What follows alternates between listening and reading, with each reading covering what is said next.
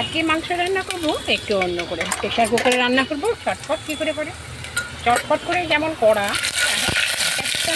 ইউটিউবেতে এমন চটপট করে বলে চেষ্টা হাজার চেষ্টা করলেও পারি না। তো সেই জন্য আজকে কী করেছি, ম্যারিনেট না করে আগে প্রথমে আলুগুলো ভেজে নেব, মাংসটা ভেজে নেব, তারপরে মশলা দেবো। দেখতে দেখো।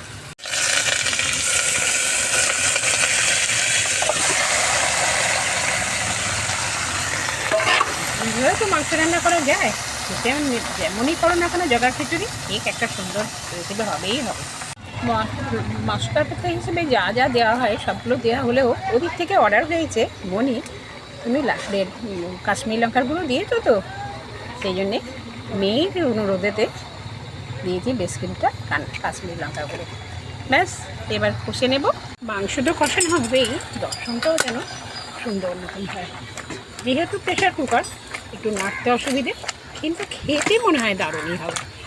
বিশেষত মায়ের অর্ডার, মা মানে আমার মেয়ে, তো একটু মন্দ হবে না। ধানেরও অর্ধ ভোজন, যেই টাকাটা খুললাম গন্ধ পেলাম, দুর্দর্শ দেখতে তো মানে ভীষণ সুন্দর হয়েছে। ছেলেটা খুব হ্যাপি হবে। দেখো,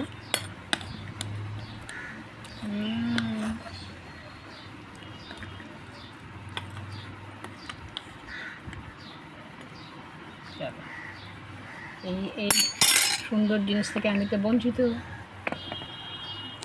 এই হচ্ছে ছেলের খাবার, মাংস ভাত আর পেঁয়াজি আর হচ্ছে নিম পাতা মাখা। আর এখানে হচ্ছে পাঙাশ মাছের ঝাল, ভেটকি মাছ দিয়ে ফুলকপি আলুর ঝোল, নিম পাতা মাখা আর পেঁয়াজি। পাতাটা কেমন হয়েছে খেতে? মানে নিম পাতা আবার খেতে কেমন হয়? অপূর্ব। পেঁয়াজিটা খেয়ে দেখো তো কেমন হয়েছে।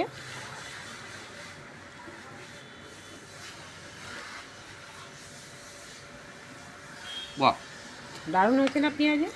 অ্যাসিস্ট্যান্ট তো রুটি দিয়ে খেয়ে বললো তো দারুণ হয়েছে, ওকে দিলাম, ও নিয়ে গেলাম। কেমন হয়েছে গো পাঙাশ মাছ? অপূর্ব।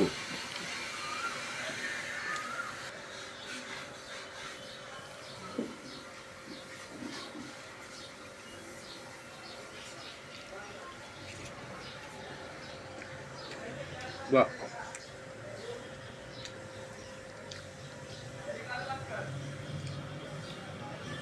কাঁটা বেঁচে খাও।